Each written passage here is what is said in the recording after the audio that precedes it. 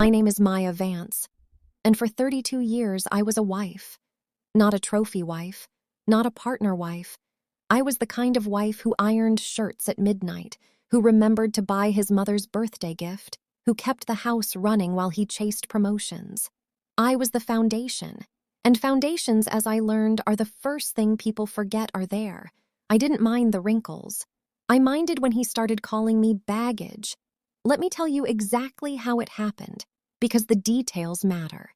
The details always matter. It was a Tuesday morning. Rain was falling against the kitchen window, the kind of rain that makes you want to stay in bed. But I was already awake. I had been awake since 5, the way I had been for 32 years. I made the coffee. I set out his favorite mug. I folded the newspaper to the business section because he liked to read it while he ate. He came downstairs at 7:15. He was wearing a new suit. I hadn't seen it before. Navy blue, Italian fabric, the kind of suit that costs more than a mortgage payment. He looked at me across the breakfast table, the same oak table I had sanded and refinished myself during our second summer of marriage. The table where we had celebrated anniversaries and argued about money and once, long ago, held a birthday cake with candles shaped like the number 30. He looked at me, and he said, "Maya, you are just not marketable anymore." He used that word, marketable, as if I were a stock that had underperformed, as if 32 years of loyalty, of sacrifice, of staying up until 2 in the morning to edit his business proposals, could be reduced to a quarterly earnings report. "Serafina is," he said. "This isn't cruel, Maya. It is economics."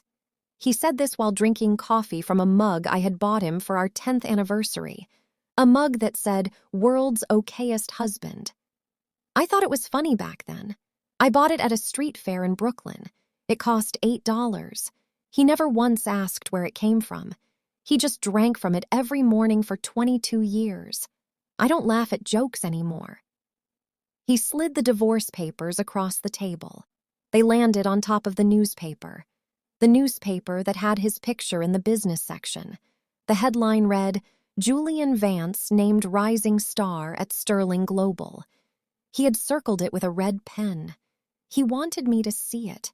He wanted me to understand that he had outgrown me. I did not cry. I did not scream. I picked up the papers, walked to the kitchen, and set them next to the toaster. Then I went upstairs and opened the closet. Not my closet, his closet. I want you to understand something about that closet. I organized it. Every shirt was color-coded. Every tie was rolled and stored in a cedar drawer. Every pair of shoes had a shoe tree. I did that. Not a housekeeper, not a personal assistant. Me. At 5 in the morning, while he slept, I made sure his life looked effortless. I looked at the row of silk ties he had bought to impress his new boss. 7 ties. Each one cost more than my first car. I looked at the custom shoe trees. I looked at the watch collection he had financed with a second mortgage he never told me about. A second mortgage on a house that was in both of our names. A house I had paid the down payment on with money I inherited from my father. And I smiled. Because Julian Vance had made one fatal mistake. He thought he was the only one keeping secrets. Let me take you back, not to the end, to the beginning. Because if you understand the beginning, you will understand why the end was inevitable. We met in 1989. I was 23. He was 25. I was working the night shift at a medical billing office, typing insurance claims at 110 words per minute. My fingers still remember the feel of those mechanical keyboards, the click-clack of the keys, the smell of toner and old carpet. He was a graduate student, drowning in MBA coursework, convinced he was going to be the next titan of Wall Street. He had a dream. I had a typing speed. And I had a secret. The secret came from my father. My father was an engineer, a quiet man, a man who believed that the loudest person in the room was usually the emptiest. He worked for a small financial technology firm in the 1980s. He helped build something revolutionary, a trading algorithm that could predict market movements before anyone else. He didn't patent it in his name. He was too loyal. He put it in the company's name. The company was owned by a man named Arthur Sterling. Arthur Sterling was Julian, 30 years earlier. Charming, ambitious, and utterly without conscience. He wore expensive suits and smiled at the right moments. He shook hands firmly. He remembered names. Everyone thought he was a genius. He wasn't a genius. He was a thief. When my father got sick, cancer, the slow kind that eats you from the inside over 2 years, my Arthur Sterling fired him. He called my father into his corner office on a Friday afternoon. He said it was a restructuring. He said the company was going in a new direction. He said my father's skills were no longer relevant. What it really was theft. Arthur took my father's algorithm, rebranded it as his own, and built an empire. Sterling Global, the very firm where Julian now worked. My father didn't sue. He didn't rage. He sat me down in this very living room when I was 21 years old, and he handed me a single piece of paper, a stock certificate. It was dated 1985. It proved that my father had been granted a 5% stake in the original company, the one Arthur Sterling had dismantled and rebuilt. That 5% had been diluted, divided, and hidden over the years through stock splits, mergers, and shell companies, but it had never been extinguished. It was a ghost in the machine, a dormant claim, a sleeping giant. My father looked at me with his tired eyes. He had lost most of his hair to chemotherapy. His hands shook when he held the paper, but his voice was steady. He said, "Maya, don't use this for revenge. Use it for leverage, and only use it when you have nothing left to lose." I put the certificate in a safety deposit box at a bank downtown, the kind of bank with marble floors and old tellers who don't ask questions. I paid the annual fee with cash. I told no one. Then I married Julian, and I waited. Julian never asked why I was so good with spreadsheets. He never asked why I could spot a rounding error from across the room. He thought I was just helpful. He thought I was just a wife who liked to organize. He didn't know that every night after he fell asleep, I logged into the public filings of Sterling Global. I tracked the stock splits. I tracked the mergers. I tracked the shell companies Arthur used to hide his money. I built a private database on an external hard drive. I kept it in the same safety deposit box. For 20 years, I watched. And I waited. The first crack came in year 15. Julian got his first executive promotion. He came home with a new car, a German sedan, silver, the kind that makes neighbors look twice. He came home with a new attitude. He started looking at me differently, not with love, with appraisal. We were at a dinner party, one of his work events. I was wearing a black dress I had worn 100 times. It was clean. It was appropriate. It was not designer. On the way home, he said, "Why don't you dress like the other wives?" He was standing in front of the mirror in our bedroom, adjusting his cufflinks, silver cufflinks with his initials. I had given them to him for our 10th anniversary. I said, "Because I don't need to. I am not the one on trial." He didn't laugh. He used to laugh at my jokes. That was the first time I realized he was gone. Not physically. He was still in the house. He still slept in the same bed. But the man I married had been replaced by a man who was desperate to be seen. The second crack came in year 20. He started going to business dinners that started at 8 and ended at 2 in the morning. He came home smelling of expensive perfume and cheaper lies. His shirts had lipstick stains on the collar. Not bright red, subtle pink. The kind of pink that suggests the woman wanted to leave a mark but didn't want to get caught. I didn't confront him. Confrontation is for people who want to fix things. I was no longer in the fixing business. I was in the documentation business. I kept a journal, not a diary of feelings, a ledger, dates, times, credit card receipts, hotel folios, restaurant names, the scent on his collar. I kept it in a fireproof safe behind a painting of a boat we never sailed. A painting his mother had given us as a wedding gift. She hated it. She said it was too small for the wall. I kept it anyway. Julian didn't know the combination to the safe. He didn't even know the safe existed. He was too busy looking in the mirror. The third crack was Serafina. She was 28. She had cheekbones that could cut glass and a last name that opened doors. Vanderbilt, or so she claimed. Old money, Newport summers, Swiss boarding schools, a trust fund that supposedly stretched back 4 generations. She floated into Julian's orbit like a helium balloon at a funeral. Bright, buoyant, and completely unnecessary. He met her at a charity auction, the kind of event where people bid on things they don't want to impress people they don't like. Julian bid $40,000 on a painting of a horse. He doesn't like horses. He doesn't like art. He likes the sound of an auctioneer saying his name. Serafina was standing next to him when the gavel fell.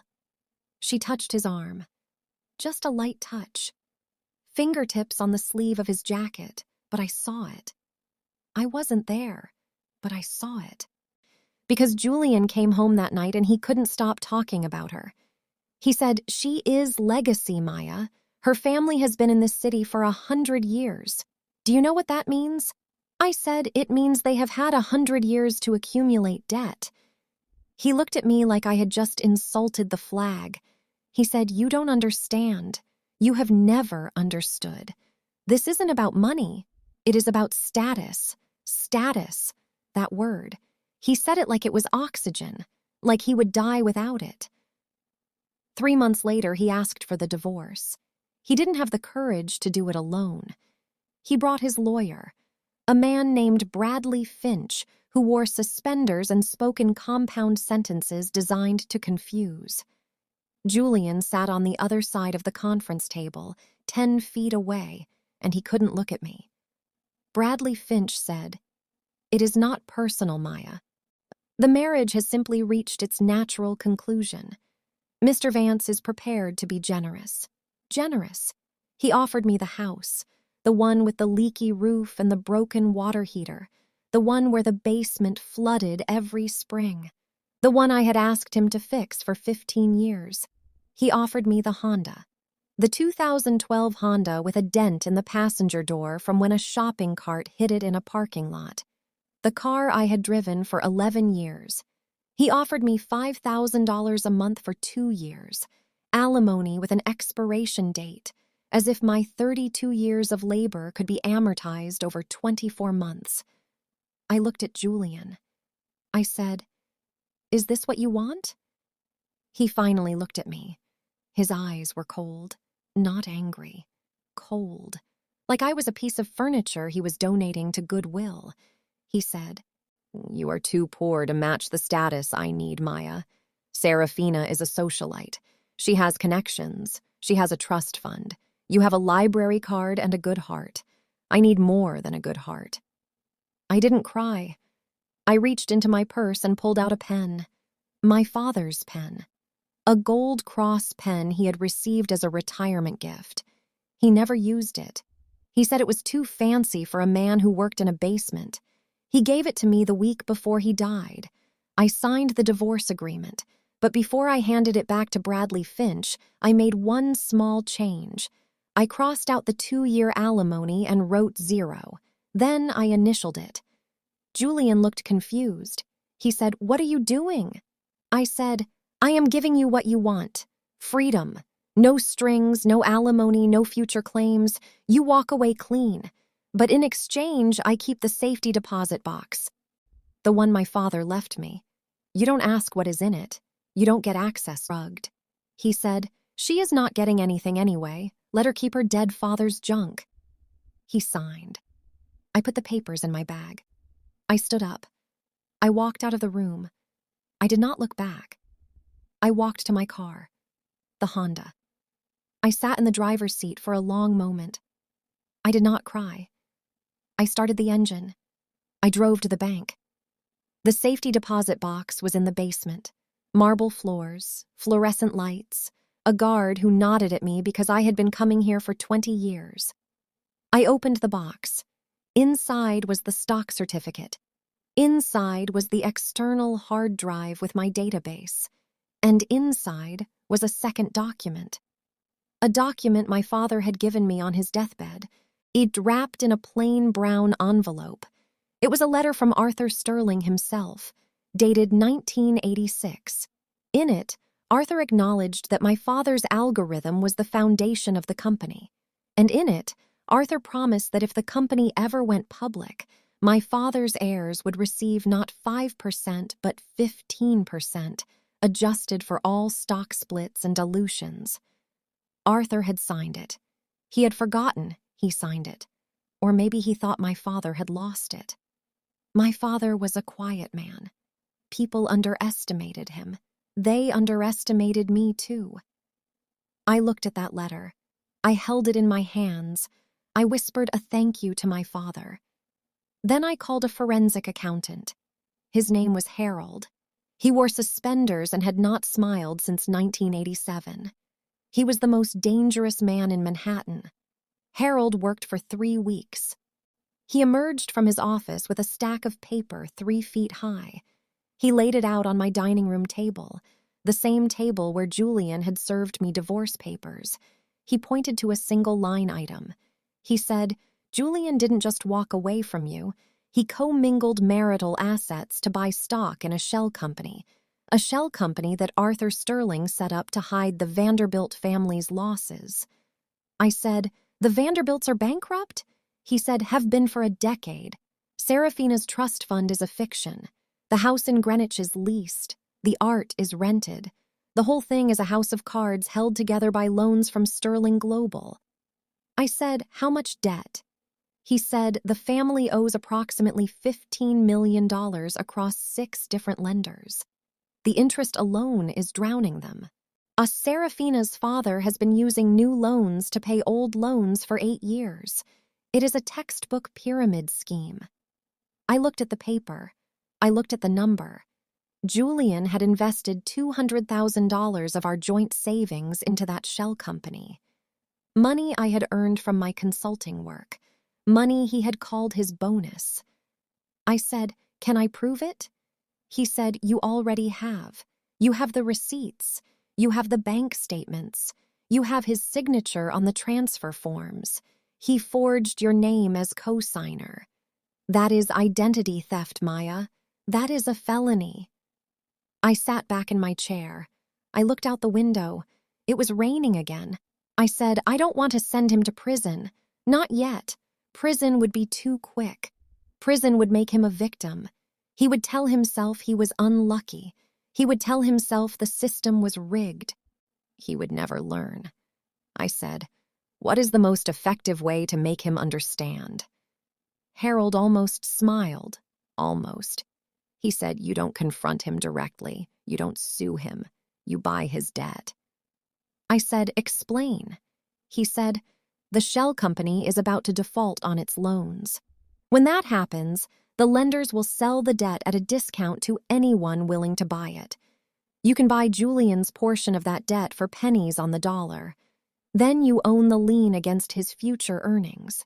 Every bonus, every commission, every dollar he thinks he is going to make for the next 5 years will go to you." I said, "How much?" He said, "The debt is $2 million, but the lenders are desperate. They will sell it for $14,000. I said, "Do it."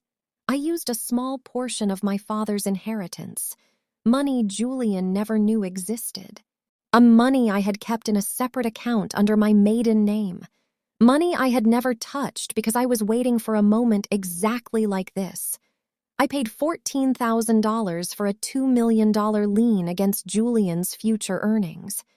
He didn't know. He was too busy buying Serafina a horse. Then I waited. The invitation came 3 weeks later. A gala. The Sterling Global Annual Charity Ball, black tie, open bar. 1,000 of the city's wealthiest people, all pretending to care about underprivileged children while they plotted their next tax strategy. Julian sent the invitation to my old address. He had written a note on the back in his handwriting. I recognized the loops of his letters. I had watched him write grocery lists in that handwriting for 32 years. The note said, "No hard feelings. Come see what you are missing." He wanted me to watch him win. He wanted me to see him with Serafina on his arm, wearing a dress that cost more than our first house, smiling for the photographers.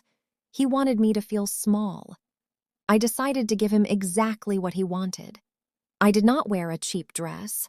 I wore a gown of midnight blue that I had commissioned from a seamstress in Brooklyn. Her name was Rosa. She was 68 years old. She had been sewing since she was 12. She worked out of a small studio above a bodega. I told Rosa I needed armor. She understood. She measured me in silence. She asked no questions. The dress cost $700. That was $400 more than I had ever spent on clothing. But it was not a designer gown. It was not a status symbol. It was a statement. The statement was, I am still here. I arrived alone. I drove the Honda. I parked it in the valet lot between a Mercedes and a Tesla.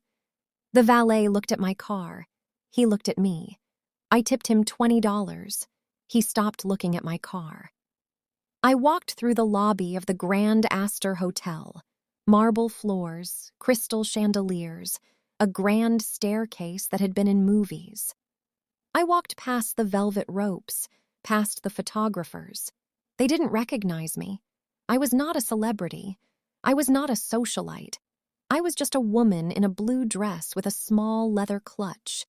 The clutch contained 3 things: a flash drive with Harold's evidence, a copy of the stock certificate, and the letter from Arthur Sterling. I found Julian near the Champagne Tower. He was holding court with 3 junior executives, all of them laughing at a joke he had just told. Serafina stood beside him, her hand resting on his forearm. She was wearing a red dress that looked like it had been poured onto her body. She was beautiful. She was also, according to Harold's latest report, $300,000 in debt to a private jeweler who was about to repossess her earrings. Julian saw me. His face flickered. Confusion first, then annoyance, then something that looked almost like fear. He said, "Maya, you came." His voice was loud, performative. He was performing for the junior executives. I said, "Wouldn't miss it." Serafina looked me up and down. Her eyes landed on my dress. She calculated its worth in less than a second. She decided it was not expensive enough to matter. She said, "Cute. Vintage?" I said, "Custom. From a woman who actually sews." Julian laughed nervously. He said, "Let's not do this here, Maya. This is a professional event." I said, "Of course. A professional." I walked away. I found a seat near the back of the ballroom, a small table with a view of the stage.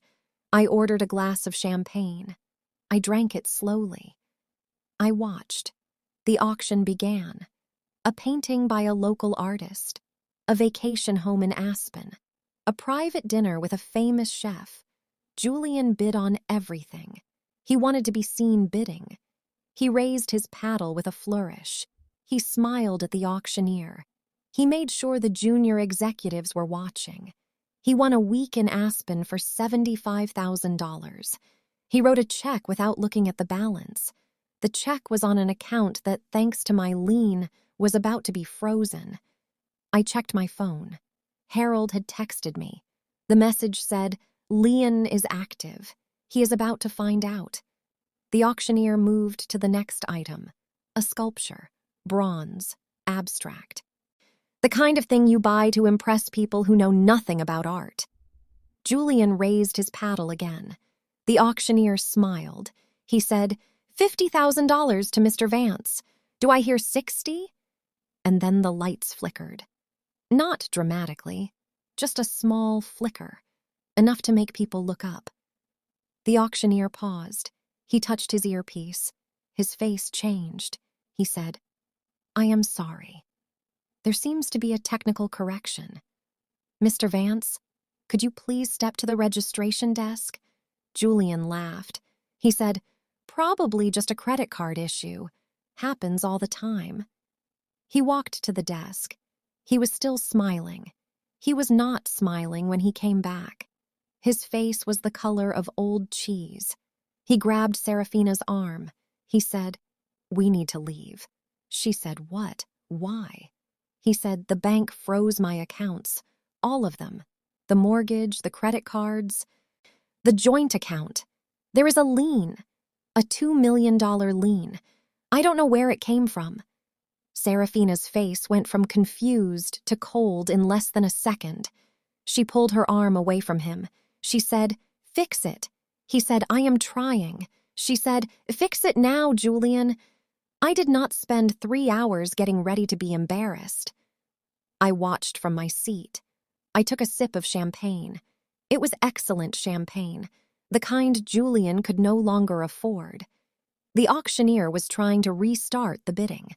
He was saying something about technical difficulties, but the energy in the room had shifted. People were whispering. Phones were buzzing. Julian's boss, Arthur Sterling, was standing near the bar, reading a text message. His face was the color of the cheese Julian's had just been. I stood up. I walked to the stage. The auctioneer saw me coming and stepped aside. He didn't know who I was, but he knew a woman on a mission when he saw one. I tapped the microphone. The feedback screeched. Everyone turned to look at me. I said, "Good evening. My name is Maya Vance." Silence. I said, "Some of you know me as Julian Vance's wife. His ex-wife, technically. He divorced me 3 months ago because I was, in his words, too poor to match his status." Julian was frozen near the back. Serafina was already walking toward the exit. I said, "I am not here to embarrass anyone. I am here to clear up a misunderstanding." I paused. I looked out at the crowd.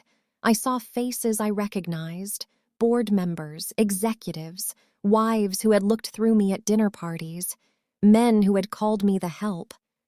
I said, "Julian thought he was leaving me for a richer woman. The truth is, well, he was leaving me for a poorer one." I reached into my clutch. I pulled out the stock certificate. I held it up. I said, "I own 15% of Sterling Global, not 5%, 15%, adjusted for stock splits and dilutions, as per a letter written by Arthur Sterling himself in 1986. Arthur Sterling dropped his glass. It shattered on the marble floor. Red wine spread across the white tablecloth like blood. I said, "My first act as the largest single shareholder is to request the board's immediate review of Julian Vance's employment. Given what I have uncovered about his financial misconduct, I believe the appropriate outcome will be clear to everyone." I turned to look at Arthur Sterling. He was standing very still. His face was white. I said, "My second act is to place Arthur Sterling on administrative leave pending a full audit of the Vanderbilt Shell Company." The room was so quiet I could hear the ice melting in the champagne buckets. I turned to look at Julian. He was standing alone. Serafina had disappeared. His junior executives had melted into the crowd. He looked like a man who had just realized he was standing on a trap door.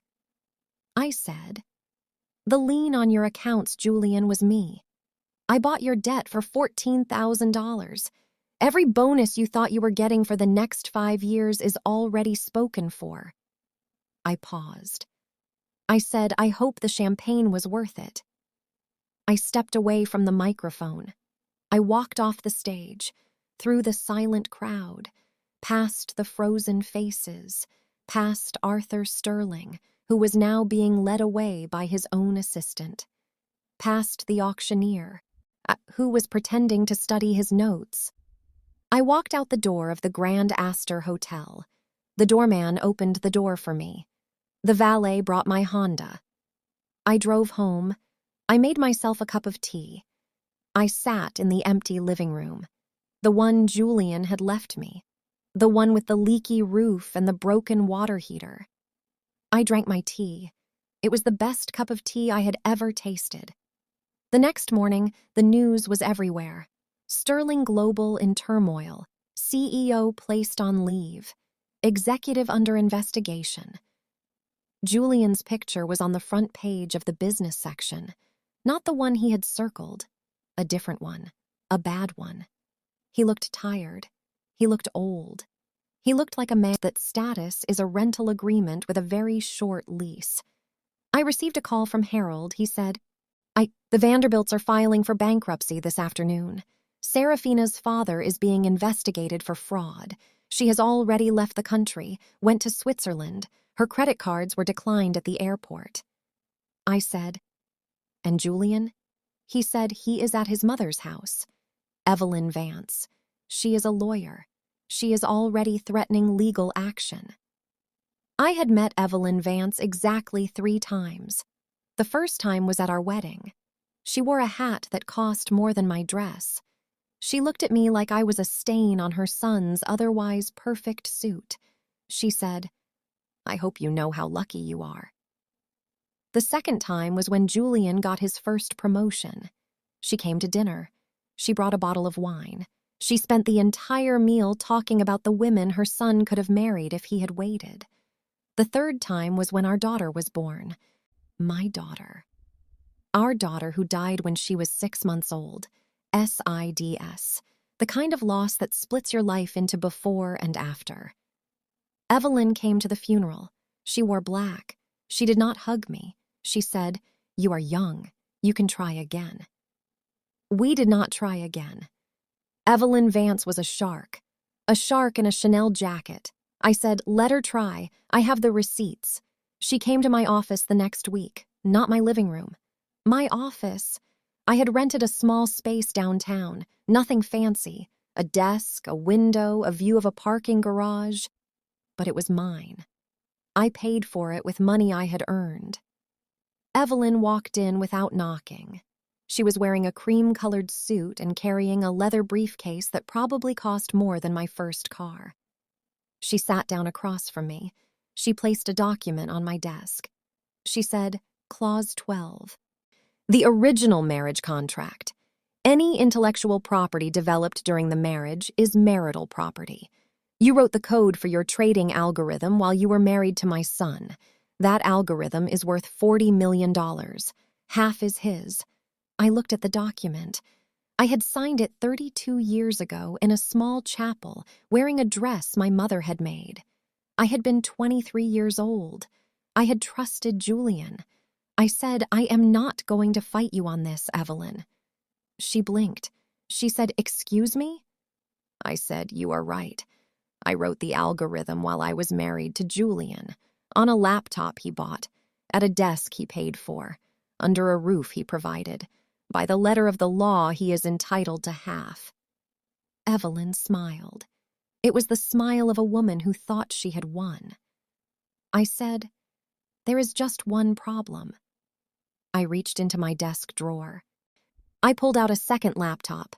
It was old, scratched, the kind of laptop you buy at a pawn shop for $50.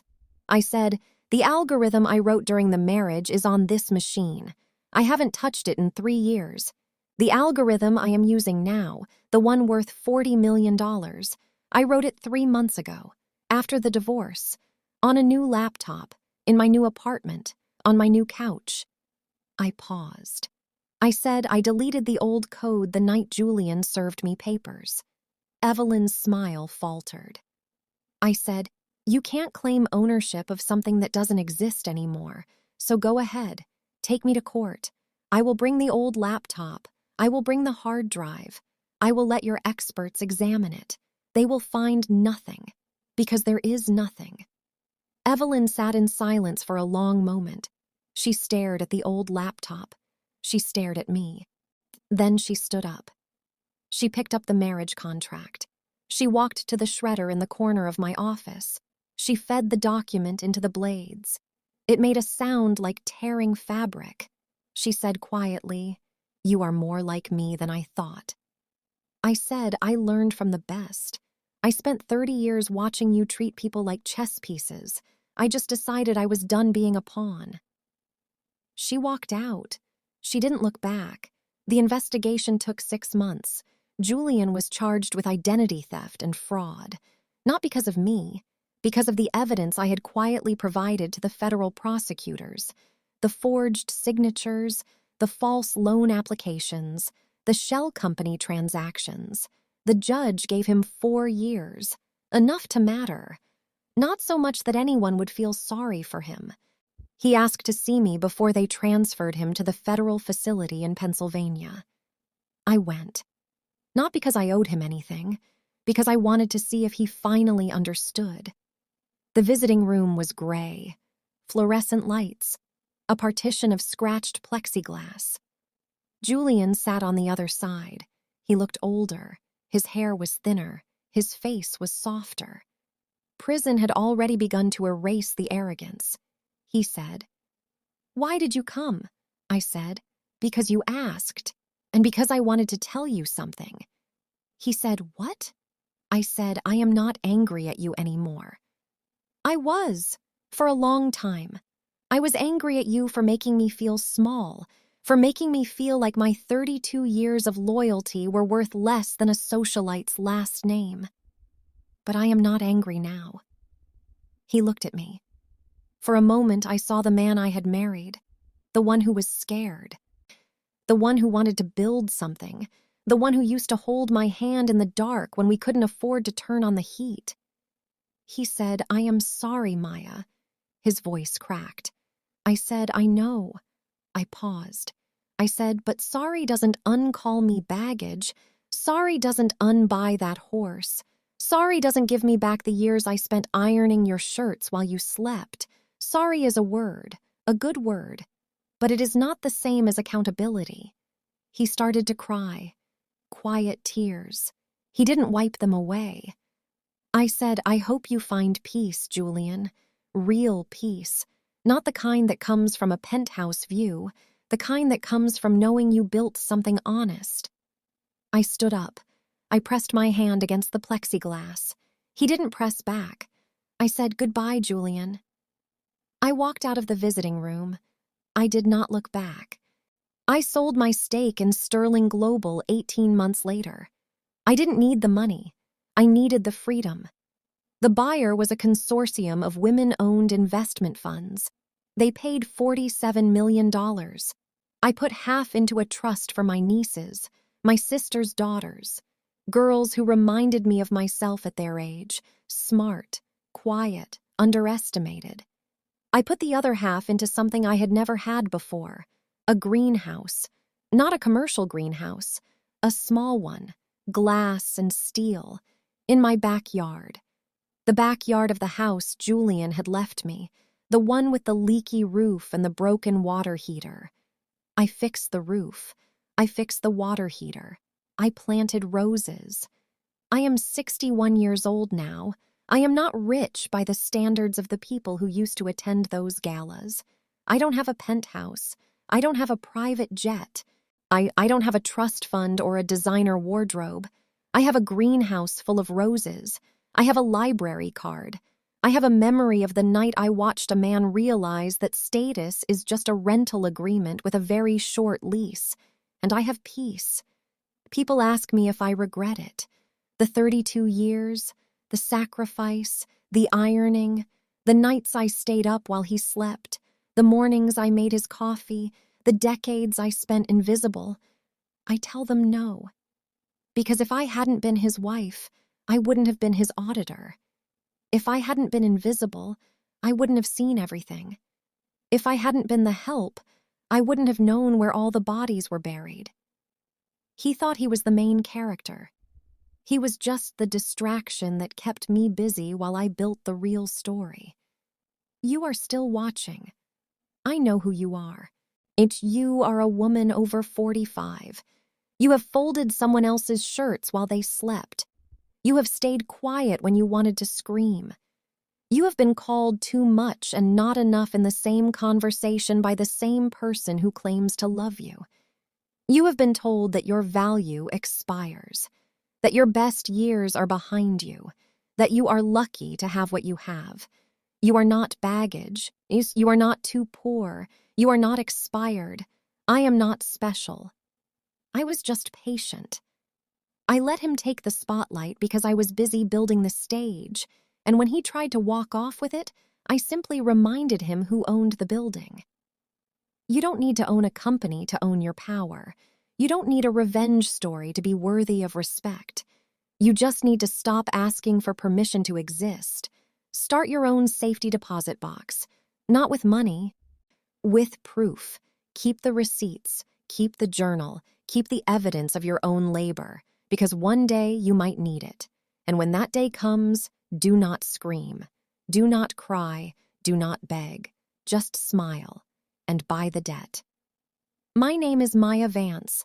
I was the financial baggage. Now I am the financial institution.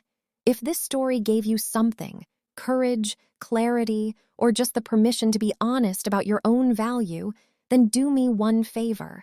Do not comment revenge. Comment the fine print. Because that is what this was. A reminder that the details matter. The details always matter. The camera pulls back. The greenhouse is full of roses, red ones, the kind that take years to cultivate. They require patience. They require attention. They require someone who is willing to wait. A woman in a linen shirt, no blazer, no armor, is pruning a stem. She looks up. She smiles. Not a victorious smile, a peaceful one. She reaches into her pocket. She pulls out a single piece of paper, the original stock certificate, 1985. It is yellowed now. The edges are soft, but the ink is still dark. She holds it up to the light. The sun streams through the glass roof. The paper glows. Then she folds it carefully. She places it into a frame on the wall. The frame is simple. Wood. Unpainted. She hung it herself. The frame has a small brass plate. It reads, "The Foundation." She steps back. She looks at the frame. She looks at the roses. She looks at the camera. She says nothing. She doesn't need to. This story is a work of fiction. But the feeling is not. If you are in a marriage where you are building while someone else takes credit, start your own safety deposit box. Not with money, with proof. You never know when you might need it. If you are over 45 and someone has told you that your best years are behind you, they are lying. Your best years are the ones where you stop asking for permission. Thank you for watching until the end. Subscribe. Share with a friend who needs to hear it. And remember, the fine print is where the truth lives.